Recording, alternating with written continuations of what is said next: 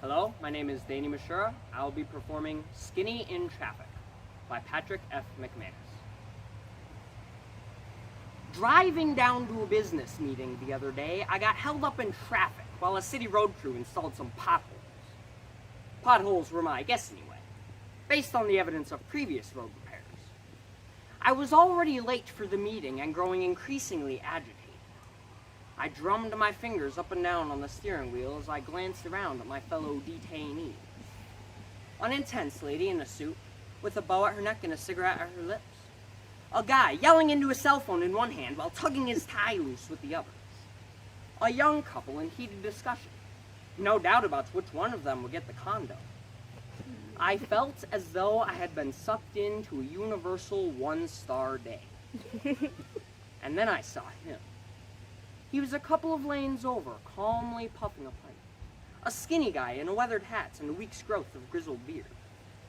His half-ton pickup truck, which didn't appear much younger than its owner, had a faded sliding camper on behind and a battered aluminum boat in tow. The outboard motor was equally ancient, but somehow I knew that with one brisk jerk on its starter cord, it would come purring to life. The whole outfit looked so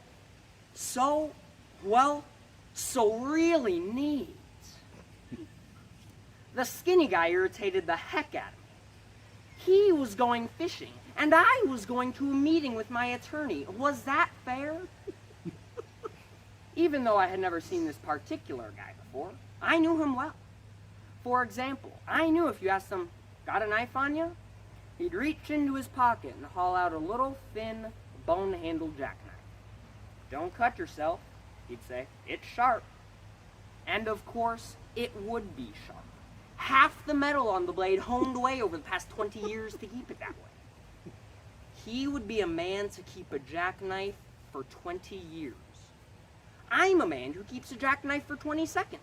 Hey, where's my knife? Out of here 20 seconds ago.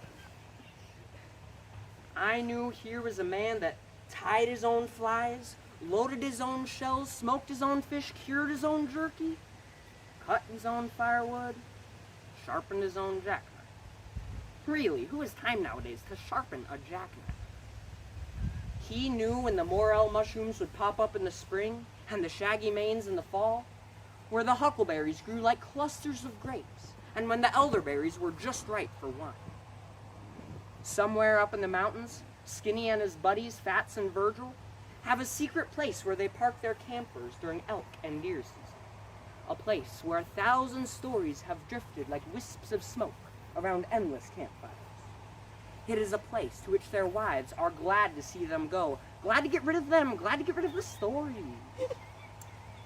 For wives, one of the main purposes of hunting camp is to drain off stories.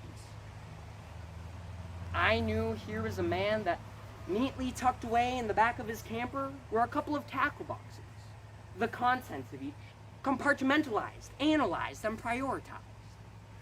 He could tell you the fish caught by each lure over the years. Not all the fish, of course, way too many of those to keep track of, but the special fish. Say anything over 2 pounds. And make that 1.5 pounds. Okay, 1/2 pound. The camper isn't that big, but it contains just about anything a person might need. Ever.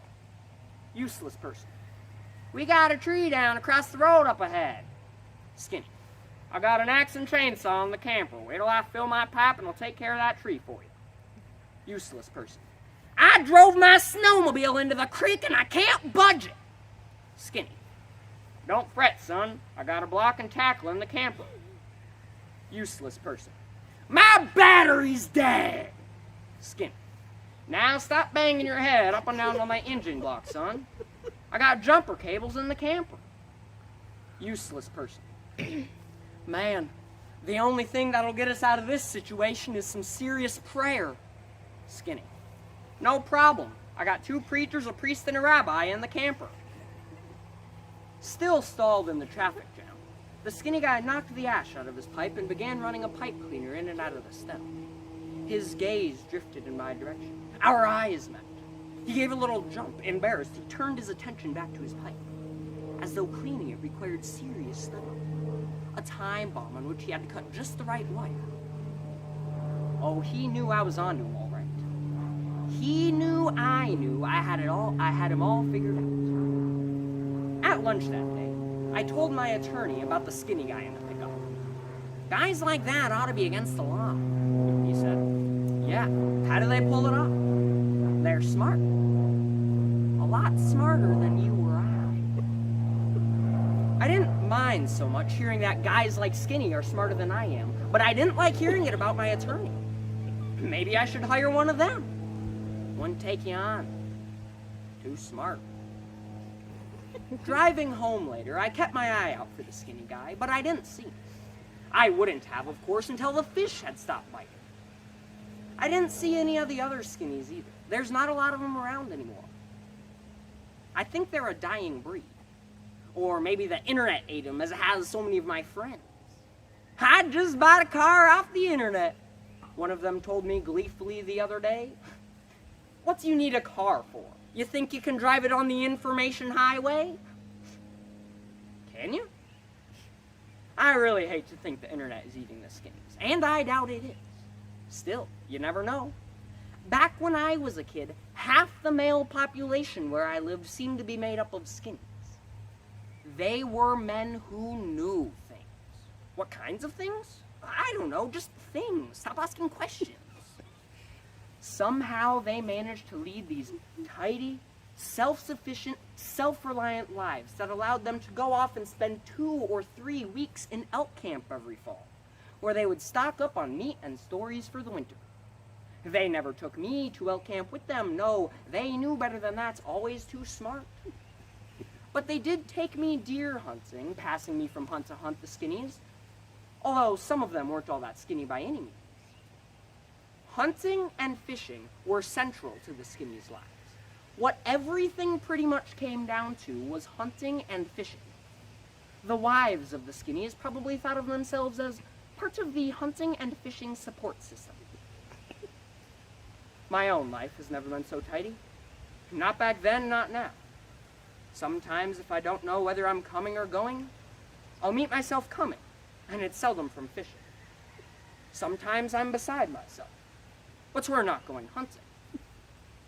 I suppose that's why my attention drifted like a laser to Skinny in traffic the other day. Here it was, the middle of the day, in the middle of the week, and this guy was going fishing. He looked so pleased with himself sitting over there puffing his pipe, calmly contemplating what lure he would tie on first. I thought maybe I should yell over to him about the report I'd read on the health effects of pipe smoking. Got it off the internet. You know, just a little something to meditate on while out on a boat on a truly beautiful day when everyone else is working.